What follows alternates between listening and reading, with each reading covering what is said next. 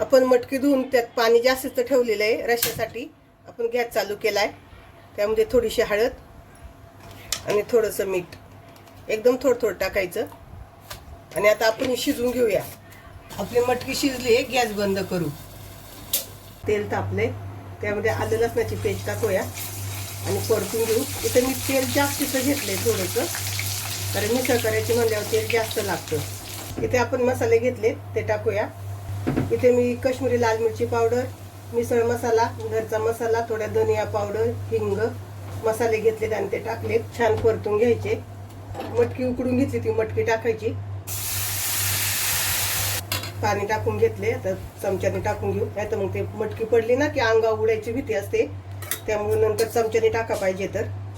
चांगला ठसका बसलाय.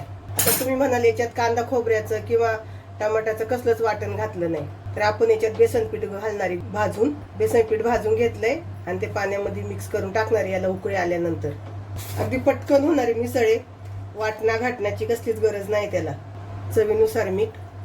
आणि तुम्हाला जास्तीची तरी असेल तर थोडंसं तेलामध्ये लाल तिखट टाकायचं, काश्मीरी लाल मिरची पावडर टाकायची आणि थोडासा मिसळ मसाला टाकायचा आणि वेगळी तरी तयार करायची.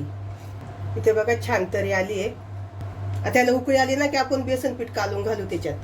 आपल्या मिसळीला उकळी आली, त्यामध्ये आपण बेसन पीठ कालून टाकले. आता इथं मिसळ आहे ना, बेसन पीठ टाकल्यानंतर एकदम घट्ट नाही करायची, थोडीशी पातळ ठेवायची. त्याप्रमाणे बेसन पीठ कालून घाला, कारण बेसन पिठानंतर मिसळ घट्ट होते. थंड झाली की घट्ट होणार ती, त्यामुळे थोडीशी पातळ करायची. आणि आता छान 10 मिनिटासाठी आपण बारीक गॅसवर उकळून देऊ.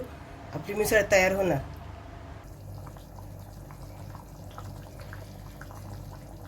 इथं आपली मिसळ शिजली आहे. आपण गॅस बंद करू. तरी छान आली.